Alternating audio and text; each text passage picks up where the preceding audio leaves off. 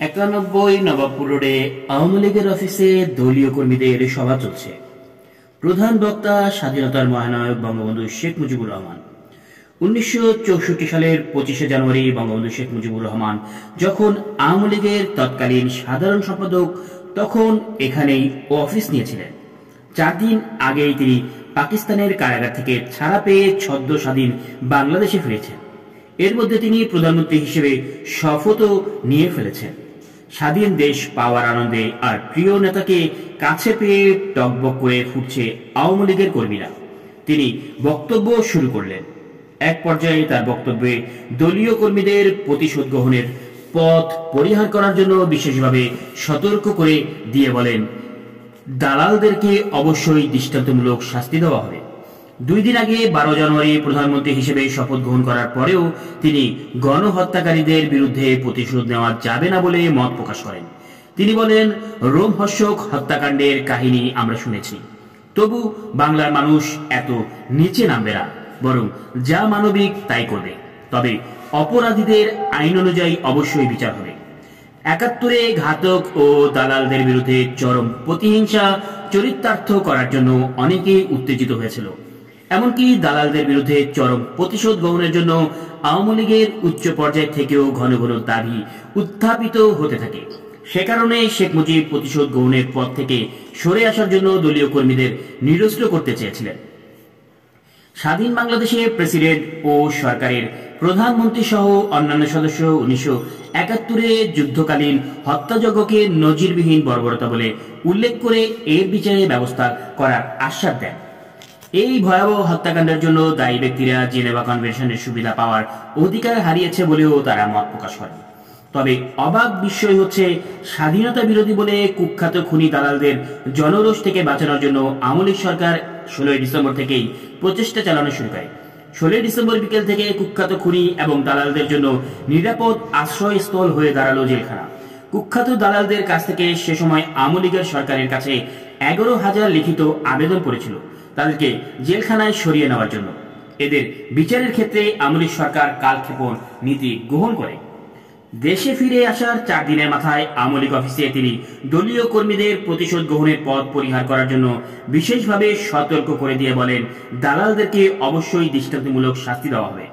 26 April তিনি ভারতের statement পত্রিকার সাংবাদিক কুলদীপ নায়ারের সঙ্গে সাক্ষাৎকারে বলেন, যারা গণহত্যা করেছে তাদের রেহাই দেওয়া যায় না। এরা আমার 30 লাখ লোককে হত্যা করেছে। এদের ক্ষমা করলে ভবিষ্যৎ বংশধর এবং বিশ্ব সমাজ আমাকে ক্ষমা করবে না। বিভিন্ন মহল থেকে দালালদের বিচারের জন্য সংক্ষিপ্ত আদালতের দাবি ছিল, কিন্তু সেই দাবিকে উপেক্ষা করে 24শে জানুয়ারি জারি করা হয় বাংলাদেশ দালাল বিশেষ ট্রাইব্যুনাল অধ্যাদেশ 1972। এই আইন বলে যে সমস্ত কারণ ব্যক্তি বিশেষকে দালাল হিসেবে চিহ্নিত করা হয় সেগুলো হলো হানাদার বাহিনীকে সহায়তা সমর্থন করা, বাংলাদেশের জনগণের বিরুদ্ধে যুদ্ধে লিপ্ত হওয়া অথবা পাক হানাদার বাহিনীকে বাংলাদেশে তাদের অবৈধ অবস্থান সুদৃঢ়করণে সহায়তা করতে দেশের ভেতরে বা বাইরে অপপ্রচার চালানো কিংবা হানাদার বাহিনীর কোনো প্রতিনিধি দলের প্রতিনিধিত্ব করা বা উপনির্বাচনে অংশগ্রহণ। দালালদের বিচারের জন্য এই আইনে 2 বছরের জেল থেকে মৃত্যুদণ্ড পর্যন্ত শাস্তি বিধান রাখা হয়। এই আদেশ অনুযায়ী আসামির ট্রাইব্যুনালের রায়ের বিরুদ্ধে হাইকোর্ট আপিল করার অধিকার থাকলেও ফরিয়াদিকে ট্রাইব্যুনালের বিচার্য অপরাধের জন্য অন্য কোনো আদালতে বিচার প্রার্থনার অধিকার থেকে বঞ্চিত করা হয়। অদ্ভুতভাবে এই আইনে বলা হয়েছিল, থানার ভারপ্রাপ্ত কর্মকর্তা ওসি যদি কোনো অপরাধকে অপরাধ না বলে তবে অন্য কোনো কারো কথা বিশ্বাস করা হবে না, তবে অন্য কারো অভিযোগের ভিত্তিতে বিচার হবে না ট্রাইব্যুনালে, অন্য কোনো আদালতেও মামলা দায়ের করা যাবে না। উল্লেখ্য, ওসিকে তুষ্ট করার মতো দালালদের আত্মীয় স্বজনের আর্থিক স্বচ্ছতা ছিল।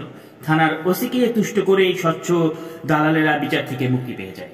কিছুটা অসুবিধা কিংবা ভুল হবার সম্ভাবনা থাকলেও একটি উদ্যোগী হলে কারা কারা হানাদার বাহিনীর সক্রিয় সমর্থন ছিল তখন তা বের করা সম্ভব ছিল। দুর্ভাগ্যবশত এই ব্যাপারটি খুব পরিচ্ছন্নভাবে করা সম্ভব হয়নি এবং গুজব ও ব্যক্তিগত আক্রোশের শিকার হয়েছে অনেকে। অন্যান্য দেশের অভিজ্ঞতা থেকে বলা যায় যে এই সমস্যাটি নির্ভুলভাবে মোকাবিলা করা হয়নি এবং মিথ্যা অভিযোগের শিকার কাউকে কাউকে হতে হয়েছে। 28শে মার্চ দালাল আইন বিচারের জন্য সারা দেশে সমস্ত জেলায় মোট 73টি বিশেষ ট্রাইব্যুনাল গঠন করা হয়। এপ্রিল মাস থেকে দালাল আইনে বিচার কাজ শুরু হয়। ইয়াহিয়া খান শেখ মুজিবের বিরুদ্ধে যে মামলার ট্রায়াল শুরু করেছিলেন, সেই মামলায় শেখ মুজিবের বিরুদ্ধে সাক্ষী ছিলেন করাচির ডন পত্রিকার ঢাকার প্রতিনিধি মাহবুবুল আলম। শেখ মুজিবুর রহমান প্রধানমন্ত্রী হয়ে মাহবুবুল আলমকে প্রেস সেক্রেটারি নিযুক্ত করেন। 71 সালে ঢাকার এপিপি অফিসের জেনারেল ম্যানেজার আব্দুল হাশিম ছিলেন প্রধানমন্ত্রী শেখ মুজিবুর রহমানের জনসংযোগ অফিসার। সিএসপি রফিকুল্লাহ ছিলেন প্রধানমন্ত্রীর সেক্রেটারি। কুখ্যাত খুনি জেনারেল টিক্কা খানের পিএস অনু ইসলাম চাকরি পান গণভবনে। মুনায়েম খানের এডিসি ব্রিগেডিয়ার মশরুলকে শেখ মুজিব নিজে এডিসি পদে নিয়োগ দেন। পাকিস্তান আমলে তাজউদ্দিন আহমেদের উপর নজরদারির জন্য একটি টিম ছিল 303 নামে। এই 303 টিমের সদস্য সিএসপি মতিউল ইসলামকে বানানো হয়েছিল অর্থ সচিব পদে। 1971 সালে পাকিস্তান বাহিনীর গণহত্যা ধ্বংসলীলার সময় ঢাকা সিটির পুলিশের এসপি হিসেবে পাকিস্তান সরকারে চাকরি করেছেন EH চৌধুরী। স্বাধীনতার পর তিনি প্রমোশন পেয়ে ডিআইজি হন এবং গোয়েন্দা বিভাগের প্রধানের দায়িত্ব পালন করেন।